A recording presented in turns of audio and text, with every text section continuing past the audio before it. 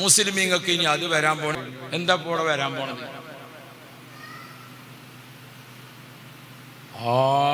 അട്ടിമറിയാൻ പോണ മാതിരി കുറെ ആള് ബേജാറില്ല. ആരെങ്കിലും ഒരാൾ രാഷ്ട്രീയത്തിലോ മതത്തിലോ അല്ലാത്തതിലോ ഒക്കെ ഇവിടെ എന്തെങ്കിലുമൊക്കെ ഒന്ന് പറയുമ്പോഴൊക്കെ ഇത്ര പേടിക്കാൻ നിൽക്കേണ്ട കാര്യമുണ്ട് നമ്മൾ ഉണ്ടോ? മുസ്ലിമീങ്ങൾക്ക് ഇനി വലിയ അങ്ങോട്ടാ പുണ്ണാക്കാണ് മുസ്ലിമീങ്ങൾക്ക്. അല്ലെങ്കിൽ മുസ്ലിമീങ്ങൾ എപ്പോഴാണ് പട്ടുമെത്തി കൂടെ പോകുന്നത്? ഇന്ത്യൻ ചരിത്രത്തിൽ മുസ്ലിങ്ങളെ ഇവിടെ നിന്ന് നാട് കടത്താൻ നേരത്തെ ബ്രിട്ടീഷുകാർ വന്നു, ഫ്രഞ്ചുകാർ വന്നു, ഒട്ടോമൻ രാജാക്കന്മാർ വന്നു. ആരൊക്കെ വന്നു? അവരൊക്കെ വന്നു ഇസ്ലാമിനെ നശിപ്പിക്കാൻ. എന്നിട്ടോ മുസ്ലിങ്ങൾക്ക് വല്ല പ്രശ്നം ഇവിടെ ഉണ്ടായോ? മക്കളെ, ഇത് ഇസ്ലാമാണ്. ഈ ഇസ്ലാമിനെ പണ്ട് ഫിറഔൻ നശിപ്പിക്കാൻ നോക്കിയിട്ട് ഒന്നും സംഭവിച്ചിട്ടില്ല. അതാ പറഞ്ഞു കൊടുക്കേണ്ടത്. ഈ ഇസ്ലാമിനെ പണ്ട് അബൂജഹൽ നശിപ്പിക്കാൻ നോക്കിയിട്ട് ഒന്നും സംഭവിച്ചിട്ടില്ല. ഇതാ പറഞ്ഞു കൊടുക്കേണ്ടത്. അല്ലാതെ ഞങ്ങളിങ്ങനെ ബേജാറാക്കി. ഇപ്പൊ നമ്മൾ പുതിയ തലമുറയിലെ കുട്ടികളെ കേൾക്കാൻ പാടില്ലാത്ത രീതിയിൽ സംസാരിക്കേണ്ടത് കുട്ടികളോടൊക്കെ നമ്മൾ പറയും. ചെറിയ മക്കളൊക്കെ നമ്മളൊപ്പം ഉണ്ടാവും. അപ്പോഴും നമ്മൾ പറയും ഇനിയുള്ള കാലത്തൊക്കെ മുസ്ലിമായി ജീവിക്കാൻ കുറച്ച് പ്രയാസം തന്നെയാണ്. ആരും കേൾക്കും അത്. നമ്മളെ കുട്ടികളും കേൾക്കുന്നുണ്ട്. ഇന്ത്യയിലെ മുസ്ലിമീങ്ങൾക്ക് ഇനി അങ്ങോട്ട് പഴയ കാലത്തെ പോലെ ഒന്നും ജീവിക്കാൻ കഴിയില്ല, വലിയ കഷ്ടപ്പാടിന്. ഇത് കേൾക്കുമ്പോൾ കുട്ടികൾ വിചാരിക്കുന്ന മുസ്ലിം ആകണ്ട. നമ്മളെന്തിനാ ഇത് മക്കളോട് ഇങ്ങനെ പറയേണ്ട കാര്യം? ആര് പറഞ്ഞു ഇന്ത്യൻ മുസ്ലിങ്ങൾക്ക് ഇവിടെ ബേജാറാണ്? എന്ത് മുസ്ലിങ്ങൾക്ക് ബേജാറാണ്? ആരെങ്കിലും ഒരാൾ രാഷ്ട്രീയത്തിലോ മതത്തിലോ അല്ലാത്തതിലോ ഒക്കെ ഇവിടെ എന്തെങ്കിലുമൊക്കെ ഒന്ന് പറയുമ്പോഴൊക്കെ ഇത്ര പേടിക്കാൻ നിൽക്കേണ്ട കാര്യമുണ്ട് നമ്മൾ ഉണ്ടോ? നിങ്ങൾ എന്താ വിചാരിക്കുന്നത്? നബിയുല്ലാഹി ആദം, അഷ്റഫുൽ വറ മുഹമ്മദ് മുസ്തഫ, അമ്പിയാക്കളെ ചരിത്രം വിശുദ്ധ ഖുർആൻ അനുസ്മരണമാണ് നമ്മുടേത്. മഹാന്മാരുടെ 6666 ആയത്തുകളിൽ 1000 ചില്ലാനം ആയത്തും മഹാന്മാരുടെ അനുസ്മരണമാണ്. 1000 ചില്ലാനം ആയത്തും നബിയുല്ലാഹി ആദം, ഖലീലുല്ലാഹി ഇബ്രാഹിം, കലീമുല്ലാഹി. ഖുർആൻ ഏറ്റവും കൂടുതൽ അനുസ്മരിച്ച പ്രവാചകനാണ് മൂസാ നബി അലൈഹിസ്സലാം, അല്ലേ? നിങ്ങൾ ഓർത്തു നോക്കൂ, ഇബ്രാഹിം നബി അലൈഹിസ്സലാമിനെ നശിപ്പിക്കാൻ നമ്രൂദ് ഒരുക്കിയത് വലിയ അഗ്നികുണ്ടാരാണ്. ഇബ്രാഹിം നബിനെ തീയിലിട്ടു എന്ന് പറഞ്ഞാൽ നിങ്ങൾ എന്താ വിചാരിച്ചത്? നമ്മൾ അടുപ്പിൽ വെച്ചു എന്നാണ് വിചാരിച്ചത്? ഈ സ്ഥലത്തിന് എന്താ പറയാ? നമ്മൾ ചൊക്കളിയോ? ഈ ചൊക്കളി ഒട്ടാകെ ഒരു മൈതാനിയായിട്ട് കൂട്ടിക്കോളിങ്ങൾ. അങ്ങനത്തെ ഒരു മൈതാനിയിൽ നിറയെ വിറക് ശേഖരിച്ചു. എന്നിട്ട് അതിന്റെ 4 മൂലയിൽ തീ കൊളുത്തി ഓളി കത്തിയിട്ട് ആകാശത്ത് തൊട്ടില്ലെന്ന രീതിയിൽ പറക്കുന്ന പക്ഷി ജറക് കരിഞ്ഞിട്ട് താഴെ വീണു. അങ്ങനത്തെ തീയാണ് ഇബ്രാഹിം നബിക്കെതിരെ ഒരുക്കിയത്. ആര്? നമ്രൂദ്.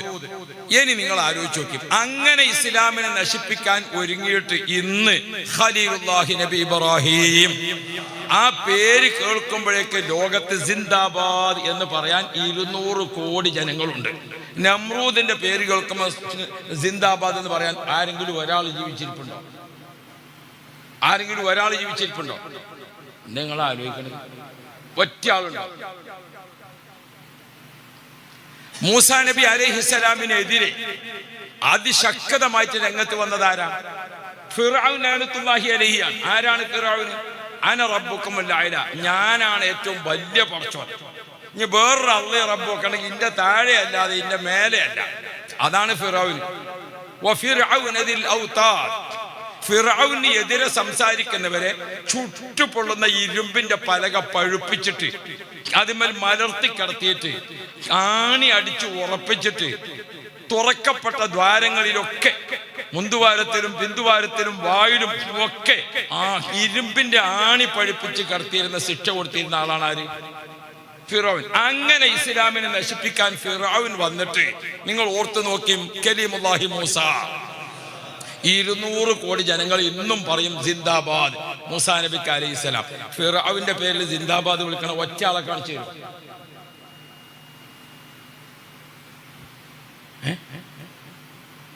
നിങ്ങളെ ഈ ഭാഗത്ത് എവിടെയെങ്കിലും ഫിറഔന്റെ 2 ആൾക്കാരുണ്ട്?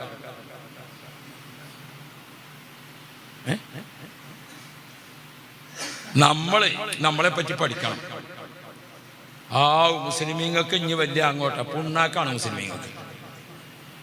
മുസ്ലിമീങ്ങൾക്ക് എന്ത് വരാൻ?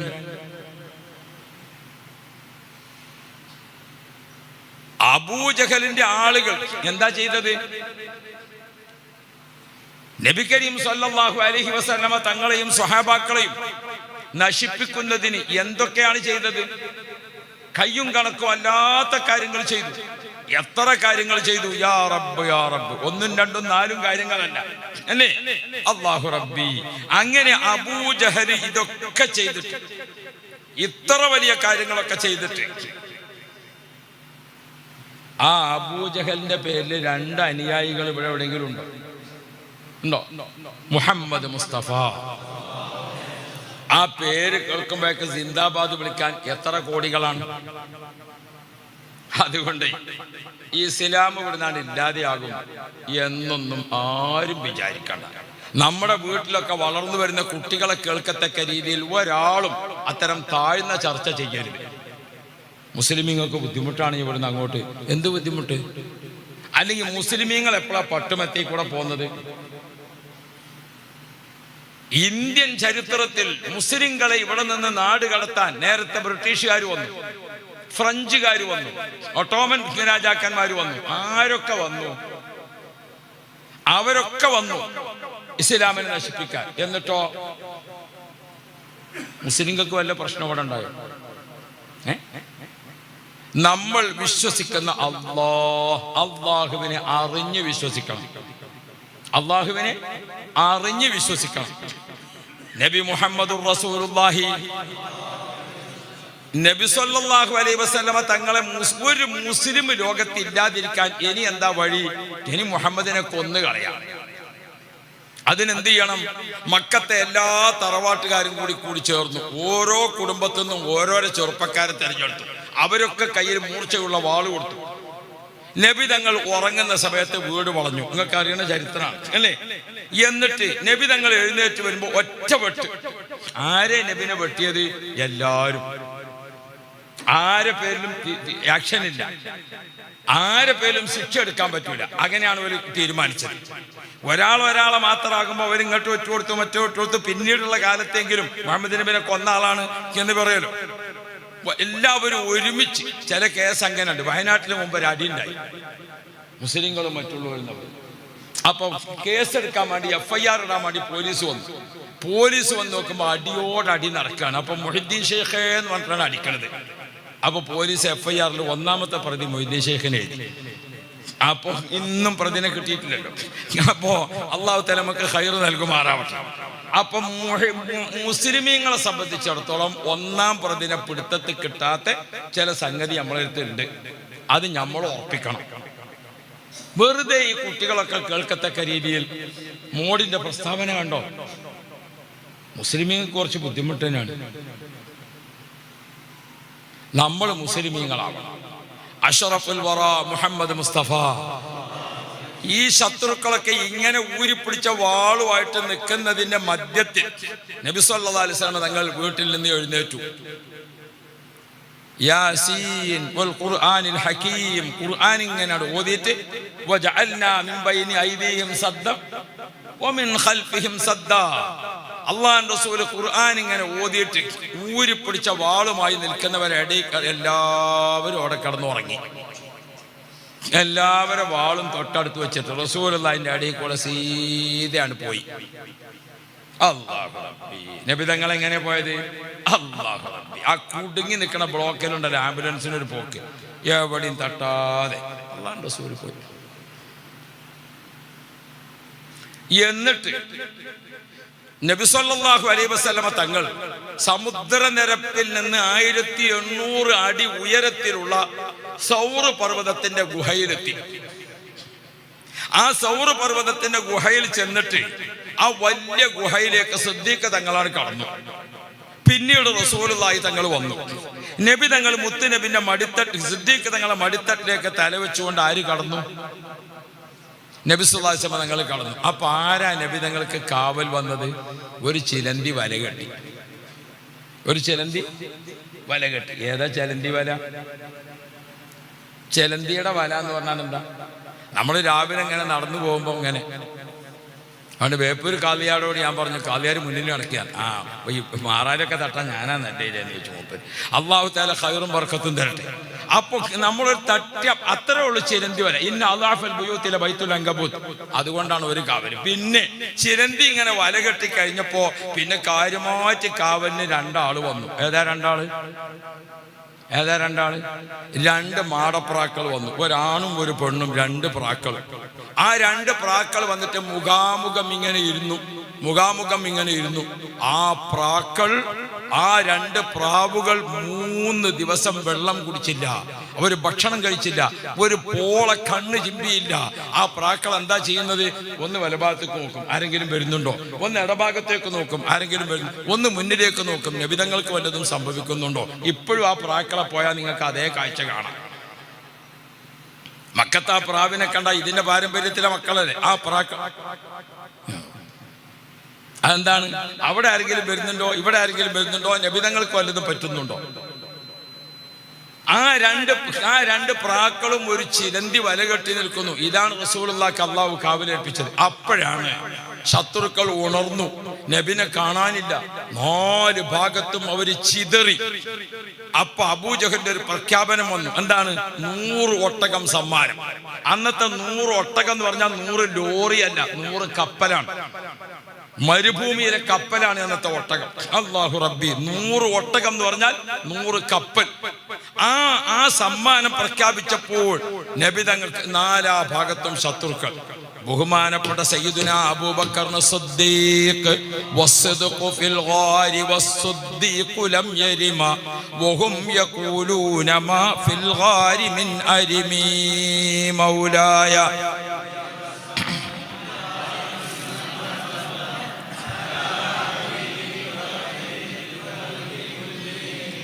നബി കരീം സല്ലല്ലാഹു അലൈഹി വസല്ലമ തങ്ങൾ ഗാറ് സൗറിൽ നബിതങ്ങൾ ഇരിക്കാൻ മഹത്തിൽ റസൂൽ. അപ്പോ സിദ്ദീഖ് റളിയല്ലാഹു അൻഹു മുകളിലേക്ക് ഇങ്ങനെ നോക്കി. നമ്മളെ കണ്ടങ്ങളി ഇത്രയും ആളുകളൊക്കെ ഒന്നായിട്ട് നിറഞ്ഞു നിൽക്കാണോ. നമ്മളൊരു ഇമാമിനെ കാണാൻ ഇങ്ങനെയൊക്കെ വെച്ചിട്ട് ചെറിയൊരു ദ്വാരം പണി. ബഹുമാനപ്പെട്ട സിദ്ദീഖ് തങ്ങളും നബി സല്ലല്ലാഹു അലൈഹി വസല്ലം തങ്ങളും താമസിക്കുന്ന ആ ഗുഹയുടെ മുകൾ ഭാഗത്ത് ആരും ശ്രദ്ധിക്കപ്പെടാത്ത ഒരു ദ്വാരം. അവിടെ വന്നിട്ട് ശത്രു ഇങ്ങനെ ചവിട്ടി നിന്നപ്പോ സിദ്ദീഖ് തങ്ങൾ ഇങ്ങനെ നോക്കുമ്പോ ഒരാളെ കാലടിന്റെ വെളുപ്പ് ഇങ്ങനെ കാണുന്നുണ്ട്. രംഗം നിങ്ങൾ മനസ്സിലാക്കണം. 4 ഭാഗത്തും റസൂലുള്ളാഹിനെ കൊല്ലാൻ കാത്തു നിൽക്കുന്ന ആൾക്കാർ. അപ്പോഴാണ് ഈ മാളത്തിൽ റസൂലുള്ള ഒറ്റയ്ക്ക്, സിദ്ദീഖ് തങ്ങൾ മാത്രം. അപ്പൊ സിദ്ദീഖ് റളിയല്ലാഹു അൻഹു ഈ ആളെ കാലടി ഇങ്ങനെ കണ്ടപ്പോ നബി തങ്ങളെ വിളിക്കാൻ സിദ്ദീഖ് തങ്ങൾക്ക് പേടിയായി. എന്തേ സൗണ്ട് കേട്ടാലോന്ന്. റസൂൽ സിദ്ദീഖ് റളിയല്ലാഹു അൻഹു റസൂലുള്ളാഹി നബിയെ, ശത്രുക്കളാണ് ഈ വന്ന് നിൽക്കുന്നത്, അവരെങ്ങാനും താഴോട്ട് നോക്കിയാൽ നമ്മളെ കാണൂലേന്ന് ചോദിച്ചു. ഈ മുകൾ ഭാഗത്ത് ഊരിപ്പിടിച്ച വാളുമായി നിൽക്കുന്ന ശത്രു ആ ദ്വാരത്തിൽ കൂടെ താഴോട്ട് നോക്കിയാൽ നമ്മളെ കാണൂലേ നബിയെ? അതങ്ങ് ചോദിച്ചപ്പോൾ നബിയുനാ മുഹമ്മദ് മുസ്തഫ അള്ളാൻ റസൂൽ ചോദിച്ചു, സിദ്ദീഖേ, നിങ്ങൾ എന്താണ് വിചാരിക്കുന്നത്? ഈ ഗുഹക്കകത്ത് നമ്മൾ 2 പേരും മാത്രമാണോ? നമ്മുടെ ഇവിടെ എത്തിച്ചിരിക്കുന്നവർ അല്ലാഹു ഇല്ലേ? ഇതിനകത്ത് ഇപ്പൊ നമ്മൾ 2 പേര് മാത്രമാണോ? നമ്മളെ ഇവിടെ എത്തിച്ചിരിക്കുന്നവർ അല്ലാഹു ഇല്ലേ? സാനിയസ്നൈനി ഇദ്ഹുമാ ഫിൽ ഗാർ. ആ ഗാർ സൗറിൽ 2 ആള് വസ്സദ്ഖു ഫിൽ ഗാരി വസ്സദ്ദീഖു ലം യരിമ വഹും യഖൂലൂന മാ ഫിൽ ഗാരി മിൻ അരിമി വന്നുൽ ഹമാമ വവന്നുൽ അൻകബൂത അല യാ റബ്ബ്. ബഹുമാനപ്പെട്ട സഹോദരങ്ങളെ, നബി സല്ലല്ലാഹു അലൈഹി വസല്ലമ തങ്ങൾ താമസിക്കുന്ന ഗുഹാമുഖത്ത് ഒരു ചിലന്തി, പിന്നെ അവിടെ ഇരിക്കുന്നത് 2 മാടപ്രാക്കൾ. ആ ചിലന്തി വല കൊണ്ടും 2 പ്രാക്കളെ കൊണ്ടും മുത്തുനബിക്ക് കാവൽ നിൽക്കുന്ന സ്ഥലത്ത് സിദ്ദീഖ് തങ്ങൾ റസൂലുള്ളാഹിനോട് പറഞ്ഞു, നബിയെ, അവരൊന്ന് താഴേക്ക് നോക്കിയാൽ നമ്മളെ കാണൂലേ? ആ സമയത്ത് റസൂലുള്ളാഹി തങ്ങൾ സിദ്ദീഖ് തങ്ങൾക്ക് ചൊല്ലിക്കൊടുത്ത ദിക്ർ ഒന്ന് ചൊല്ലിക്കോ. ഹസ്ബുനല്ലാഹു വ നിഅമൽ വകീൽ നിഅമൽ മൗലാ ഹസ്ബുനല്ലാഹു ഹസ്ബുനല്ലാഹു വ നിഅമൽ വകീൽ ഓരോ സത്യവിശ്വാസിയും സുബഹി നിസ്കരിച്ചിട്ട് ഒരു 11 പ്രാവശ്യം പകലിന്റെ തുടക്കം, ഓരോ സത്യവിശ്വാസിയും രാത്രി മഗ്‌രിബ് നിസ്കരിച്ചിട്ട് ഒരു 11 പ്രാവശ്യം രാത്രിയുടെ തുടക്കം. അല്ലാ, ഈ രാത്രിയിലും എനിക്കും എൻ്റെ ഭാര്യ, മക്കൾ, കുടുംബം, സ്വത്ത്, പള്ളി, മദ്രസ, ഞങ്ങളെ നാടിനൊരു കാവലായിട്ട് ഹസ്ബുനല്ലാഹു വ നിഅമൽ വകീൽ നിഅമൽ മൗലാ ഹബീബായ മുഹമ്മദ് മുസ്തഫ അള്ളാഹുവിന്റെ റസൂൽ സിദ്ദീഖ് തങ്ങൾക്ക്, സിദ്ദീഖേ, നിങ്ങൾ എന്താ വിചാരിക്കുന്നത്? ഈ ഊരിപ്പിടിച്ച വാള് അവരെ കയ്യിലാണോ ഇസ്ലാം? അല്ലാഹു തആല അല്ലേ നമ്മളെവിടെ എത്തിച്ചത്? നമുക്ക് ഈ സുരക്ഷിത താമസം നൽകിയത് അല്ലാഹു അല്ലേ? ആ അല്ലാഹു നമ്മുടെ കൂടെ ഇല്ലേ? അതുകൊണ്ട് നിങ്ങൾ എന്തിനു ഭയപ്പെടുന്നു? നമുക്കൊരു അല്ലാഹു ഉണ്ട്. കുട്ടികളെ പേടിപ്പിക്കരുത്. വളർന്നു വരുന്ന തലമുറയെ ഒരിക്കലും ബേജാറാക്കരുത്. ഒരു വാപ്പയും ഒരു ജ്യേഷ്ഠനും പുതിയ കുട്ടികളെ, ചെറുപ്പക്കാരായ മക്കളെ കേൾക്കത്തക്ക രീതിയിൽ മുസ്ലിമീങ്ങൾക്ക് വല്ലാത്ത ബുദ്ധിമുട്ട് വരാൻ പോകുന്നു. മുസ്ലിമീങ്ങൾക്ക് അങ്ങനെ പ്രയാസം വരാൻ പോകുന്നു. ഒരു പ്രയാസമില്ല.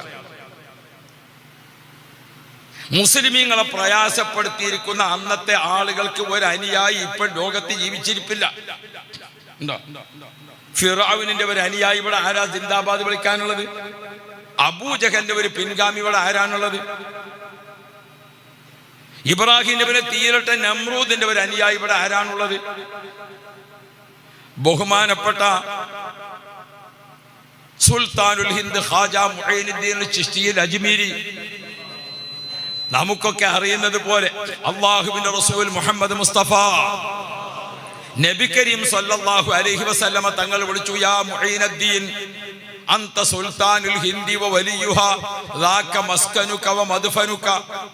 ഓ മുഈനുദ്ദീൻ, നിങ്ങൾക്ക് താമസിക്കാനുള്ള സ്ഥലം ഇന്ത്യയാണ്. ഇനി അങ്ങോട്ടുള്ള ആയുഷ്കാലം മുഴുവനും നിങ്ങൾക്ക് ഹയാത്തിലും മൗത്തിലും നിങ്ങൾ താമസിക്കേണ്ടത് ഇന്ത്യയിലാണ്. അന്ത സുൽത്താനുൽ ഹിന്ദി വ വലിയുഹ, നിങ്ങൾ ഇന്ത്യയുടെ രക്ഷാധികാരിയും ഭരണാധികാരിയുമാണ്. ഭൂമിയുടെ മുകൾ ഭാഗത്തും ഭൂമിയുടെ അടിഭാഗത്തും ഇനി നിങ്ങൾ താമസിക്കേണ്ടത് ഇന്ത്യയിലാണ്. റസൂൽ സല്ലല്ലാഹു അലൈഹി വസല്ലമ തങ്ങൾ വിളിച്ചു പറഞ്ഞു. ബഹുമാനപ്പെട്ട ഖാജ തങ്ങൾ പുറപ്പെട്ടു ജിദ്ദ.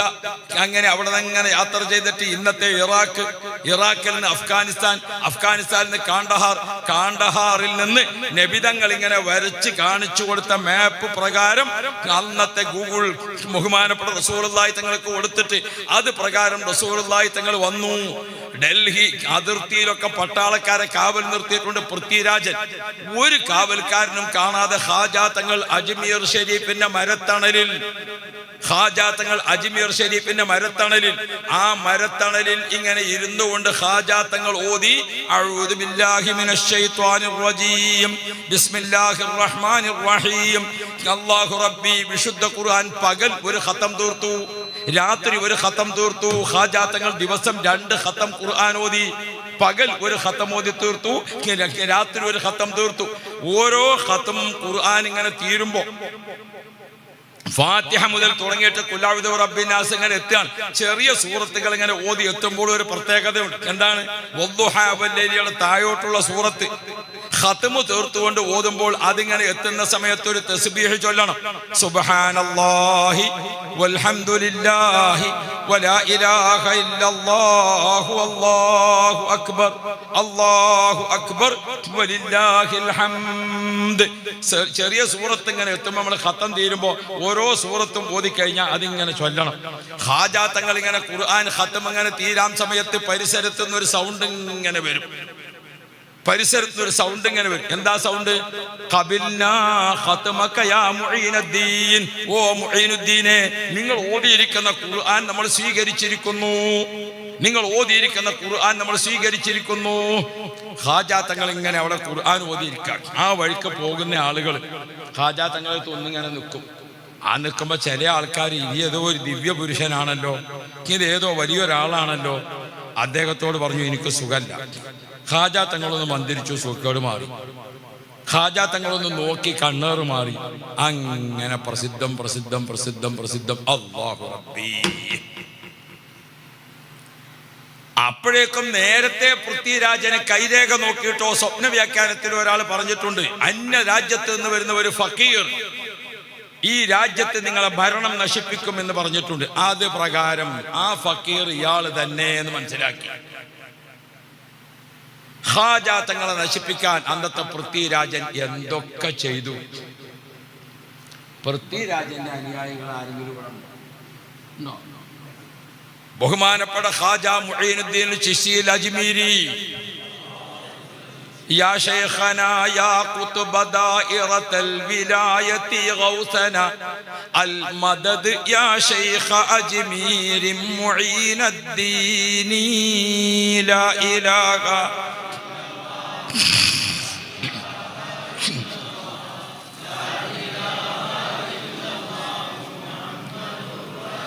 സ്വാറശാദി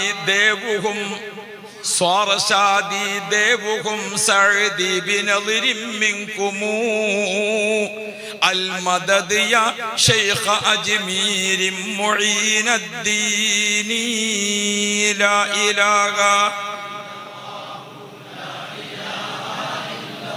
അല്ലാഹു ലാ ഇലാഹ ഇല്ലല്ലാഹു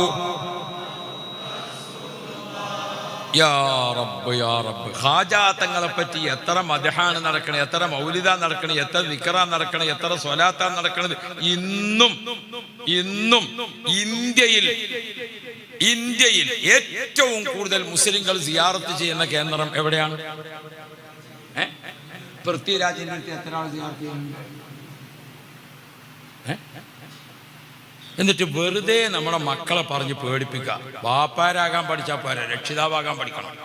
വാപ്പിമ്മയാകുക എന്നുള്ളത് വലിയ യോഗ്യത ഒന്നുമല്ല, അതെല്ലാ ജീവികളിലും ഇല്ല. ഞാൻ മക്കളെ കേൾക്കത്തക്ക രീതിയിൽ എന്ത് പറയണം? പുതിയ തലമുറയെ വെറുതെ എന്തിനു പേടിപ്പിച്ചു നിർത്തണം? നമ്മൾ പുതിയ കുട്ടികൾക്ക് ഈമാൻ കൊടുക്കണം. മക്കളെ, ഇത് ഇസ്ലാമാണ്. ഈ ഇസ്ലാമിനെ പണ്ട് ഫിറഔൻ നശിപ്പിക്കാൻ നോക്കിയിട്ട് ഒന്നും സംഭവിച്ചിട്ടില്ല, അതാ പറഞ്ഞു കൊടുക്കേണ്ടത്. ഈ ഇസ്ലാമിനെ പണ്ട് അബൂജഹൽ നശിപ്പിക്കാൻ നോക്കിയിട്ട് ഒന്നും സംഭവിച്ചിട്ടില്ല, ഇതാ പറഞ്ഞു കൊടുക്കേണ്ടത്. അല്ലാതെ ഞങ്ങളിങ്ങനെ ബേജാറാക്കി. പണ്ട് മദ്രസയിൽ ഉസ്താദ് വന്നു. അയാൾ കുട്ടികളോട് പറഞ്ഞു, ഇന്ന് ഖിയാമത്ത് പാഠം. കുട്ടികൾക്കൊക്കെ ബേജാറായി. മൂപ്പരെല്ലാം കൂടി കണ്ടിട്ട് ഇത് ഖിയാമത്ത് നാളിന് ദജ്ജാൽ വരും, ദജ്ജാലിന്റെ ശേഷം സൂര്യൻ പടിഞ്ഞാറുന്ന് ഉദിക്കും, മലകളൊക്കെ പൊടിപൊടിയാകും, മരങ്ങളൊക്കെ പാറിപ്പറക്കും. ഇതൊക്കെ കൂടെ പറഞ്ഞപ്പോൾ ഒരു കുട്ടി ചോദിച്ചു, അന്ന് മദ്രസ ഉണ്ടാവുമോ ചോദിച്ചു.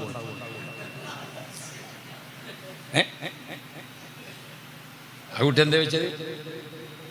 ഓനിക്ക് പറയേണ്ടത് അതാ. നമ്മൾ നമ്മുടെ മക്കൾക്ക് കൊടുക്കുമ്പോഴേ എന്തു കൊടുക്കണം? കുറച്ച് കയറിയിരുന്നോളി, ലേശം.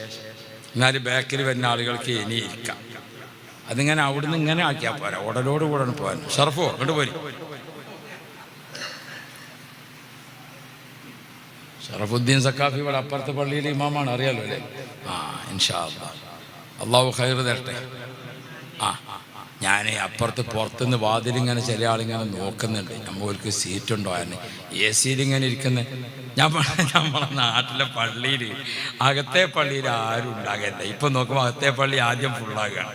എന്താ കാരണം? അതല്ല, അങ്ങനെ തറാവി നിസ്കാരത്തിന് അകത്തെ പള്ളിയിൽ ആരും ഉണ്ടാകലില്ല. ഇപ്പം നോക്കുമ്പോൾ ആദ്യം ഫുള്ളാകുന്നത് എവിടെ? പഴയ കാരണന്മാരൊക്കെ വന്ന് നോക്കുമ്പോൾ ഒരു പുറത്തായി പോയി. അങ്ങനെ കാരണന്മാരെല്ലാം കൂടി രണ്ടാമത്തെ പള്ളി എ സി ആക്കാൻ തീരുമാനിച്ചു. അൽഹംദുലില്ലാഹ്. പെണ്ണുങ്ങൾ പ്രസവിച്ച അൽഹംദുലില്ലാഹ് 2 കുട്ടികളാണ്. സുമ്മ അൽഹംദുലില്ലാഹ് എന്ന് പറഞ്ഞ പോലെ ഇതിപ്പോൾ എല്ലാത്തിനും അൽഹംദുലില്ലാഹ്. അള്ളാഹു നമുക്ക് ഖൈർ തരട്ടെ. ഞാൻ പറഞ്ഞു വരുന്നത് ഇസ്ലാം, അത് ലാ ഇലാഹ ഇല്ലല്ലാഹ് മുഹമ്മദുർ റസൂലുള്ളാഹ്, അതാണ് ഇസ്ലാം. ആ ഇസ്ലാമിലാണ് നമ്മൾ നിൽക്കുന്നത്. ശാസ്ത്രം കണ്ടുപിടിച്ച അള്ളയല്ല, നമ്മളെ ഗവേഷണത്തിൽ കൂടെ കിട്ടിയ അള്ളയല്ല. നമുക്കൊരു അള്ളാഹു ഉണ്ട്. ആ അള്ളാഹു സുബ്ഹാനഹു വ തആല ഇവിടെ ലോകത്ത് ദീൻ നടപ്പാക്കിയിട്ട് നമുക്ക് എത്തിച്ചെന്ന ഒരു രീതിയുണ്ട്. അത് അള്ളാഹു നിശ്ചയിച്ച മധ്യവർത്തികളിലൂടെയാണ്. അള്ളാഹു നിശ്ചയിച്ചിരിക്കണം. അതാണ് അവരുടെ പേര് ലോകത്ത് എവിടെയും. നിങ്ങൾ നോക്കൂ, നബി മുഹമ്മദ് മുസ്തഫ, അതാണ് ചൊല്ലുമ്പോഴേക്ക്. അതേ സമയത്ത് മുസ്ലിമീങ്ങളാണ് എന്ന് പറയും, പക്ഷേ ഓൽക്ക് ഏതുണ്ടാവില്ല, ആ സ്വലാത്ത് ഉണ്ടാവില്ല. അത് പിന്നെ ഞാൻ നേരത്തെ പറഞ്ഞല്ലോ, നമ്മൾ ഈ ലോകത്ത് ഇങ്ങനെ ഒരു സഞ്ചരിക്കാം. ഞാനിപ്പോൾ എൻ്റെ ഈ ചെറിയ പ്രായം ഞാൻ വെറുതെ പറഞ്ഞതല്ല, എനിക്ക് അങ്ങനെ അധികം വയസ്സൊന്നും ആയിട്ട്. താടി നരച്ചത് നോക്കണ്ട, അതൊരു തമാശക്ക് നരച്ചതാണ്. നിങ്ങൾക്ക് അറിഞ്ഞൂടെ നമ്മൾ അല്ലേ? നിങ്ങളിപ്പം ദുബായിലുണ്ടോ? ഇയാൾക്ക് ദുബായിൽ കച്ചവടം, നമുക്ക് സുന്നത്തിൻ്റെ തൊപ്പി മൂപ്പര് തന്നെ. അള്ളാഹു തആല ഖൈർ തരട്ടെ. ഇപ്പം കച്ചവടം ഉണ്ടോ? അപ്പം ഇരിക്കട്ടെ. ഞാൻ ഓർമ്മപ്പെടുത്തുന്നത്, എനിക്ക് അത്ര വരെ പ്രായം തരും. ഇപ്പം ഞാൻ മണി കൃത്യമായിട്ട് പറഞ്ഞു തരും ചെയ്യും. 1900 കുറേ ഇപ്പുറത്താണ് ഞാൻ ജനിച്ചത്. അതിൻ്റെ മുമ്പിൽ എത്രയോ ആള് കഴിഞ്ഞുപോയി. അള്ളാഹു എല്ലാവർക്കും ഖൈർ തരട്ടെ. ഹബീബുന മുഹമ്മദ് മുസ്തഫ. എൻ്റെ ചെറിയ പ്രായത്തിൽ ഞാൻ ഏകദേശം ഒരു 27 രാജ്യങ്ങളിൽ പോയി ഇസ്ലാമിക ചരിത്ര പഠനവുമായി ബന്ധപ്പെട്ടു. നമ്മൾ ഈ ലോകത്ത് മുഴുവനും യാത്ര ചെയ്താൽ ലോകത്തെ ഏറ്റവും കൂടുതൽ ഇസ്ലാമിക ചരിത്രം നിൽക്കുന്ന ഒരു പ്രധാന രാജ്യമാണ് ബഗ്ദാദ് തലസ്ഥാനമായ ഇറാഖ്. ഇറാഖിലെ മഹാന്മാരെ ചരിത്രം രേഖപ്പെടുത്തിയിട്ട് ഓരോ വാള്യവും 1000-ലധികം പേജുണ്ട്. ഇമാം ഖതീബ് തിബിരിസി റളിയല്ലാഹു അൻഹുവിന്റെ താരീഖ് ബഗ്ദാദ് ആലിമീങ്ങൾക്കൊക്കെ പരിചയമുള്ള കിതാബാണ്. ഇമാം ഖതീബ് തിബിരിസി റളിയല്ലാഹു അൻഹു താരീഖ് ബഗ്ദാദ് ഓരോ വാള്യവും 1000 പേജിലധികമുണ്ട്. 40 വാള്യം എഴുതിയിട്ടും ബഗ്ദാദിൽ മാത്രം ജീവിച്ച മഹാന്മാരെ ചരിത്രം തീർന്നിട്ടില്ല. ഒരു കേരളക്കാരന്റെ ചരിത്രം അതിലില്ല, ഒരു ഈജിപ്തുകാരന്റെ ചരിത്രം അതിലില്ല, ഒരു മദീനക്കാരന്റെ ചരിത്രം അതിലുള്ളതൊക്കെ ആരെ ചരിത്രം മാത്രം? ബഗ്ദാദിലെ മാത്രം. എന്തേ? ഗൗസുൽ ആലം ഷേഖ് മുഹീദ്ദീൻ ഷേഖ് റളിയല്ലാഹു അൻഹുവിനെ ഗർഭം ധരിച്ച ആ കാലയളവിൽ സുബ്ഹാനല്ലാഹ് ആ നാട്ടിൽ 1000 പെണ്ണുങ്ങൾ ഗർഭിണികളായിട്ടുണ്ട്. മുഹീദ്ദീൻ ഷേഖ് റളിയല്ലാഹുവിനെ പ്രസവിച്ച അന്നത്തെ രാത്രി 1000 സ്ത്രീകൾ പ്രസവിച്ചു. അതൊക്കെ ആൺകുട്ടികളാണ്. അവരൊക്കെ ഔലിയാക്കളായി. അത് മുഹീദ്ദീൻ ഷേഖ് തങ്ങൾ ജനിച്ച അന്ന് ജനിച്ചു എന്നതിന്റെ ബഹുമതിയാണ്. ഈ ദീൻ നിലനിർത്തുന്നവൻ അള്ളാഹുവാണ്. അള്ളാഹുവിനെ പറ്റി പഠിക്കണം നമ്മൾ. അള്ളാഹു സുബ്ഹാനഹു വ തആല വളരെ വളരെ വളരെ ചെറിയ അള്ളാഹു റബ്ബി ചിലന്തി വല കൊണ്ട് കാവൽ നൽകും അള്ളാഹു തആല. മാടപ്രാവിനെ കൊണ്ട് കാവൽ നിർത്തിയിരിക്കണം അള്ളാഹു തആല. നമ്മൾ പഠിക്കണം. മുസ്ലിമീങ്ങൾക്ക് ഇനി അത് വരാൻ പോണ. ഇനിയിപ്പോ ഈ തെരഞ്ഞെടുപ്പാണ് കഴിഞ്ഞു, എന്താ പോടെ വരാൻ പോണത്?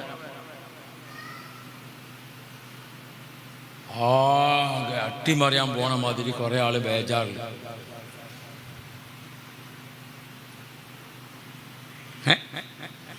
ഇതൊക്കെ കൂടെ പറഞ്ഞിട്ട് പുതിയ തലമുറയെ ആരും ബേജാറാക്കല്ലേ. മക്കള് ജനിക്കട്ടെ. ഞാൻ പണ്ട് ഒരിക്കൽ പെരിന്തൽമണ്ണ എന്ന് പറഞ്ഞ സ്ഥലമുണ്ട് മലപ്പുറം ജില്ലയിൽ. അവിടെ രാത്രി ഇങ്ങനെ നിൽക്കുമ്പോൾ